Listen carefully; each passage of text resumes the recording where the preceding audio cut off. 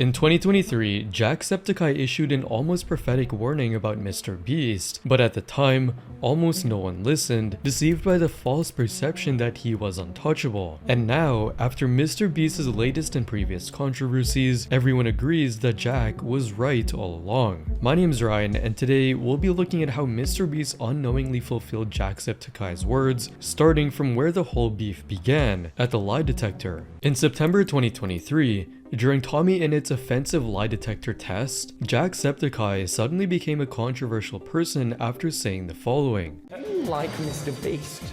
No. Jack. Oh! Do you think Mr. Beast ruined YouTube? Yes.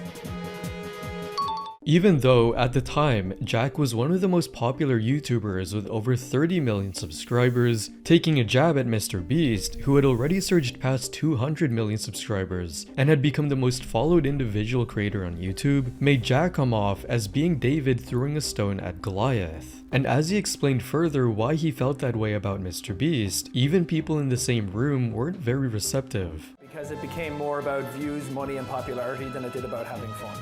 You just don't think you had fun playing Squid Games? You don't think you had fun riding on yachts? Building wells in Africa? I don't know. If he had fun doing those videos, they'd be longer. We'd see the fun. Ooh. While lie detectors aren't exactly reliable, Jack looked completely sure of what he was saying. Who's the YouTuber you hate the most? I don't know. There's a lot of groomers and pedophiles on our platform.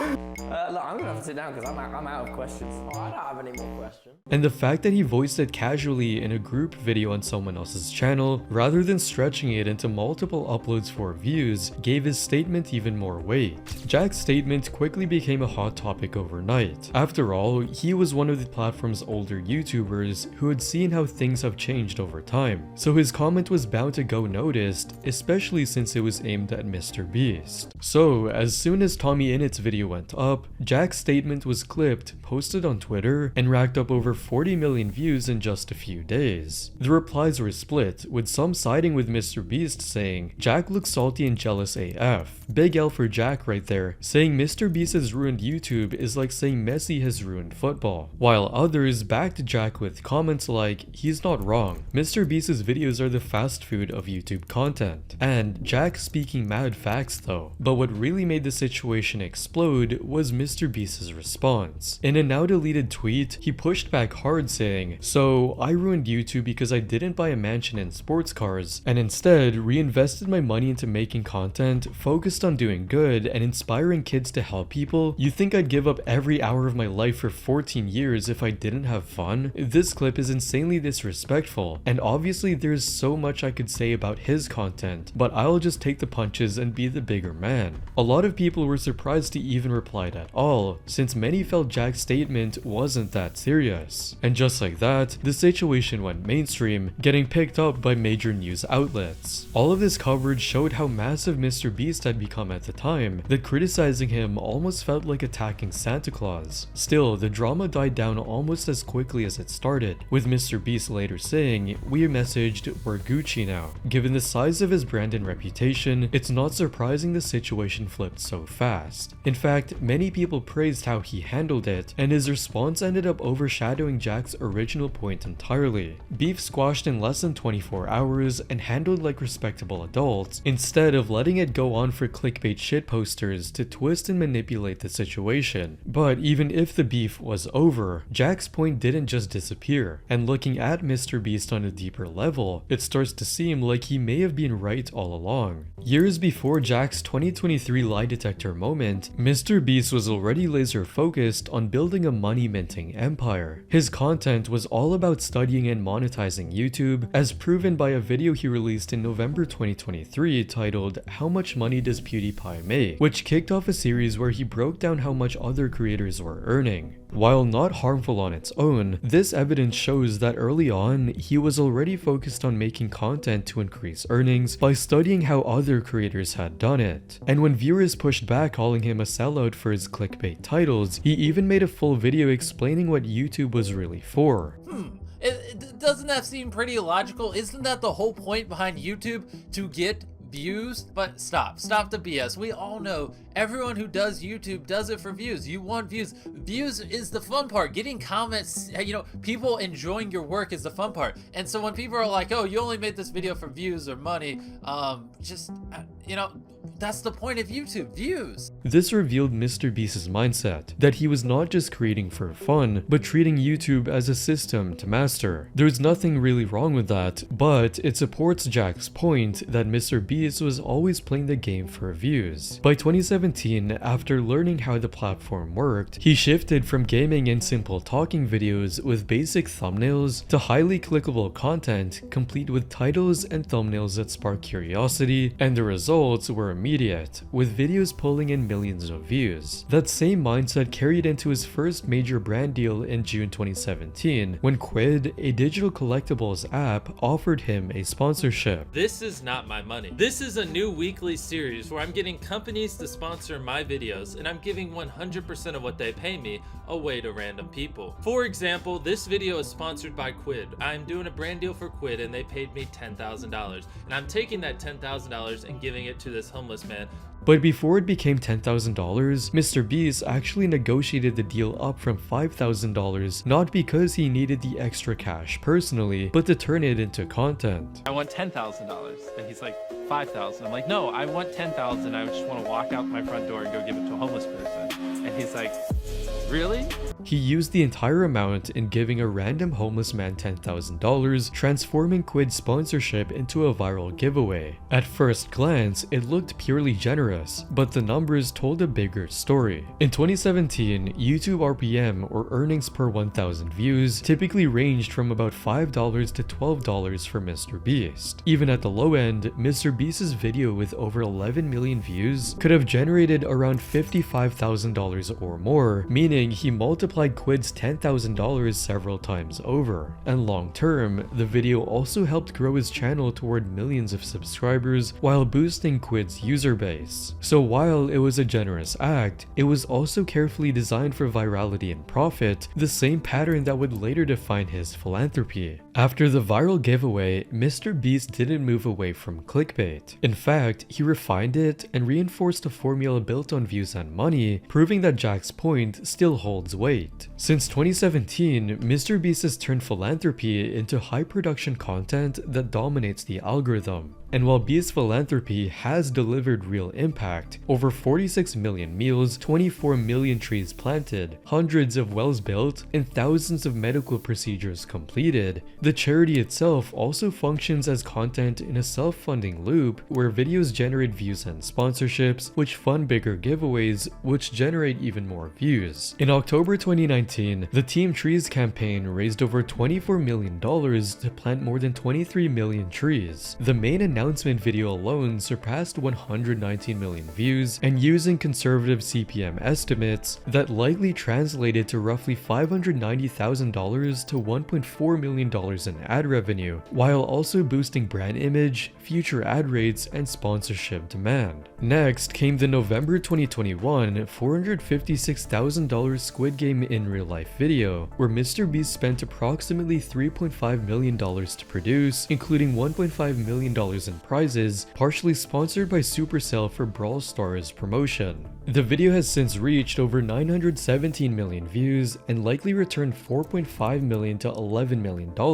more than covering costs while massively growing his brand. In November 2023, his video titled "I Built 100 Wells in Africa" helped provide clean water to an estimated 250,000 to 300,000 people. With over 260 million views, even a lower end CPM suggests about $1.3 million in ad revenue, again turning a charitable act into a major content driver. While some argue that at least he's giving back, his financial growth tells another story. Mr. Beast consistently ranks among the highest paid creators and is undeniably a billionaire on paper, on track to become the first to reach a $1 billion net worth through a social media audience. So this is where Mr. Beast's philanthropy and profit are no longer separate. As some would say, we view Mr. Beast as the internet's greatest philanthropist, a modern-day saint who builds wells and pays for surgeries. But through a Marxist lens, Mr. Beast isn't the solution solution to capitalism's failures. He is its final, most dystopian evolution. He has perfected an economy where human desperation is gamified, and charity is no longer an act of mercy, but a high-yield digital asset. Mr. Beast appears to thrive on a system where generosity and virality feed into one another, and even as he claims to keep little money personally, do you pay yourself at all? A little bit, but I also, like, I have some assistants and things like that, so it's like, I try to just pay myself what I spend, you know, personally a month just to like stay even. He has effectively built a profit loop that continues to scale. Jimmy is not a person. He is the personification of capital. By refusing to consume his wealth and instead dumping it back into production, he is accelerating the growth of his beast empire at a rate that traditional charities could never dream of. That loop has since evolved into a full-scale empire. His holding company, Beast Industries, is valued at around $5 billion, with businesses under it like Feastables, which reached $250 million in sales in 2024, alongside ventures like Lunchly and Mr. Beast Burger, which generated roughly $100 million in its first full year. With multiple revenue streams feeding back into his content, Mr. Beast can continuously reinvest, grow, and stay ahead of the platform. Major brands now partner with him not just for exposure, but to tap into his scale. By 2026, he secured a deal with Amazon worth over $100 million, the largest creator contract in history, positioning him not just as a platform participant, but as a media figure on the level of traditional producers like Mark Burnett or Simon Cowell. At this point, Mr. Beast isn't just succeeding on YouTube. He's built a system where content, charity, and profit all sustain each other, and as long as there's poverty, that system continues to work in his favor. If everyone had a house, if everyone had healthcare, if everyone had their debt paid off, Mr. Beast's content would be boring. There would be no stakes. The spectacle relies on the existence of a massive, suffering underclass. And while all of what Mr. Beast does may seem entertaining, not everyone agrees with it. It's no longer a charity the moment you show it off to the world. Philanthropy used to be private. He made it a genre. These comments match Jack's exact point, that YouTube has become more about views, money, and popularity than having fun. Because of Mr. Beast's success, a wave of creators began copying his formula, giving money to strangers or homeless people, or using titles like $1 versus $1 million directly mirroring his style. In fact, many of the fastest growing channels took inspiration and replicated everything from content to titles to thumbnails. Once Mr. Beast proved the formula worked, it became easy for aspiring creators to follow it, and some saw massive growth, one even reaching over 40 million subscribers, largely by copying his style. But while creators like Penguin Zero pointed out that this trend isn't entirely Mr. Beast's fault, So while Mr. Beast did become the biggest, it's not like he invented the concept of making content that was solely focused on money. That's not unique to him or his influence. he did still acknowledge how much influence he had on it. But what he's absolutely right about is that Mr. Beast content did truly change the way a lot of people approached being a YouTuber. This shift has even been studied, often called the beastification of YouTube, where videos now have increasingly shorter runtimes, larger budgets, faster pacing, louder audio, attention-grabbing editing styles, and oversaturated thumbnails for greater viewer retention. And that's exactly what flooded the platform. Content built primarily for views and monetization. Even if others copied it, Mr. Beast helped set the standard, which is why Jack's criticism felt so timely and accurate. Doesn't that seem pretty logical? Isn't that the whole point behind YouTube? To get views? However, many fellow creators didn't appreciate Jack's point at the time. Ethan Klein of H3H3 Productions defended Mr. Beast, calling out what he saw as Jack's hypocrisy, saying, "Jack spent the majority of his career power posting 2 Let's Plays per day. You don't post that hard unless you're trying to make a lot of money. Also, this revisionist history of a utopian YouTube where no one cared about views and everyone was having fun all the time is total BS. Mr. Beast is maybe the first time in YouTube history where the #1 person is also making the best content. Mr. Beast is doing more for the platform and legitimizing YouTubers than anyone ever before." XQC also weighed in, siding with Mr. Beast and criticizing Jack. How does Mr. Beast's video affect his videos or his rev? It doesn't.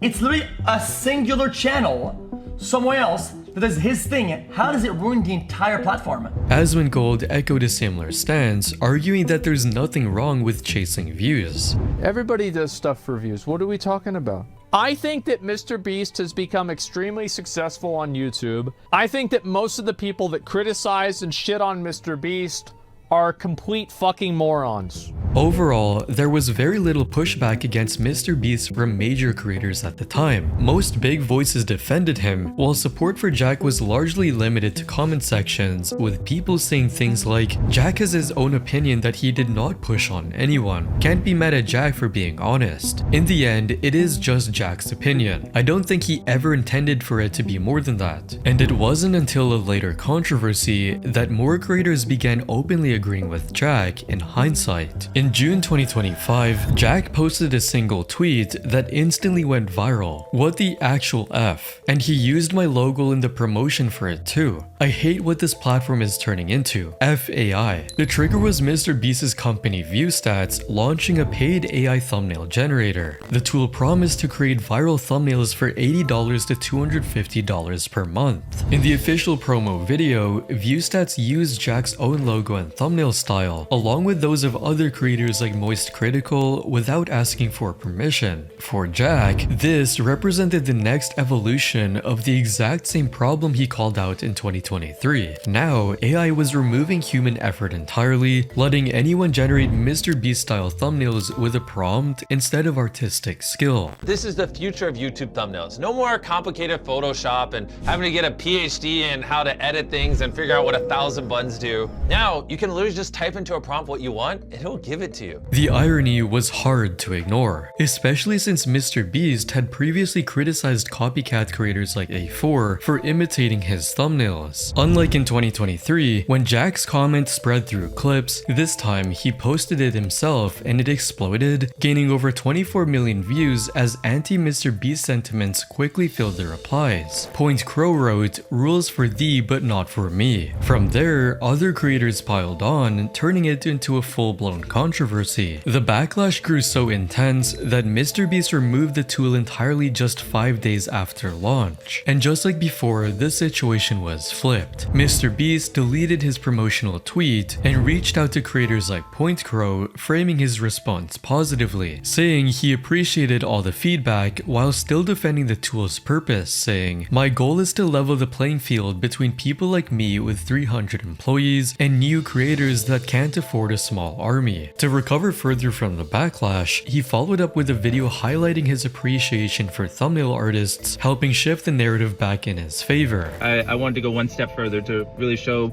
artists out there that I care. If you go on viewstats.com, under our more tools section, it will say hire thumbnail artists. And if you click that, it'll take you to a page of artist portfolios where you can commission a real thumbnail artist to make you a real thumbnails. I also want to put out there that I guarantee you, I have spent more money on thumbnail artists than any other YouTuber in the world. I've probably spent more money on thumbnail artists than the top 100 creators combined. I mean, I have a small army of thumbnail artists that work for me. I'm looking to hire more thumbnail artists. So I just want to put that out there, and I have no intention of firing my thumbnail artists. And just like Jack's lie detector moment, which was overshadowed by Mr. Beast's positive PR response, this situation also turned into a win for Mr. Beast in the eyes of many online. But still, Jack's point didn't disappear, because Mr. Beast was clearly trying to diversify his revenue, something even viewers picked up on. This guy doesn't care about his fans at all, just maximizing his income. More importantly, after shaping YouTube into a formula through years of copycat content, he was now pushing the same formula further with AI, making it easier to mass produce clickbait while lowering the value of human creativity. For thumbnail artists, this creates more pressure and uncertainty. Even though Mr. Beast promoted hiring real artists, the message was clear. Success on YouTube is less about creativity and more about whatever drives views and money the fastest. In that sense, Jack's 2023 warning that YouTube had become more about views, money, and popularity than having fun feels more relevant than ever. Still, this also didn't immediately bring strong pushback from major creators, with Asmongold remaining one of Mr. Beast's strongest defenders, even backing the use of AI. Bro, so Mr. Beast goes and he tweets something out. I think that the anti-AI hate is the most forced fucking thing on the internet. It is the most forced fucking thing on the internet. And all it is a bunch of creators and artists that are trying to like get their audience riled up against AI because they don't want to get replaced by it, right? It's so annoying. XQC also defended AI. So how is this tool bad? He probably pays people to do his own, if he doesn't use AI. But having people use AI, it's fine. And by extension, defended MrBeast just like before. People are underpaying or not paying their thumbnail artists at all. So don't say, oh, dude, all the artists getting paid. People aren't getting paid anyway. What about it? What about it? That is just how it is. What about it? Most YouTubers make less than like $20 a video. You need to pay $100 for real art? Dude, fuck no. While XQC raised a fair point, many people think it overlooks a key issue, that the system itself was shaped this way thanks to MrBeast, as he helped popularize this high-click, high-pressure thumbnail style, effectively forcing small creators to spend just to compete. Still, not everyone stayed quiet. Some creators finally drew a line, with Moist Critical clearly speaking out, It's trash. That shit is absolute super trash. Like, if you had a platform that connected, like, all of these talented people where you could reach out, like, and not like Fiverr or anything, but just something like that, I feel like that would be infinitely more beneficial and helpful to the entire creator space. And Mudahar also shared his stance on the issue. MrBeast is just straight up scraping for other thumbnails, okay? All of the other YouTubers that are putting in effort, you know, even hiring thumbnail artists, you know, they're the ones that are getting screwed over the most, right? Content creators on platform openly pushing for this like AI revolution to take hold, especially considering the fact that it's not even content that's made for the fun of it. It's content that's made for the pure optimization of YouTube stuff out there. However, with only a few voices speaking up, Jack's point still largely went unheard. Even so, moments like this began to humanize MrBeast, especially as other controversies in the background start to paint a more complex picture than the one most people see. In 2024, multiple former employees of Beast Industries described a negative work environment where output and deadlines often took priority over well-being. After these allegations surfaced, MrBeast brought in the law firm Quinn Emanuel, the same firm whose clients included Jay-Z and Elon Musk, to conduct an internal investigation. The probe found several isolated instances of workplace harassment and misconduct, leading to the firing of around 5 to 10 employees. While it did not find widespread sexual misconduct, former staff still reported issues like verbal abuse, racism, sexism, and extreme overwork. One employee claimed he was fired for refusing to work more than 45 hours a week, while others described a chaotic environment where everyone gets hurt, along with claims about Adderall, a stimulant being used among staff. Summer of 2020, it might have been fall, where Adderall was being passed around the company. There were higher up employees that were offering it to other employees just so they could work all night and edit videos all night.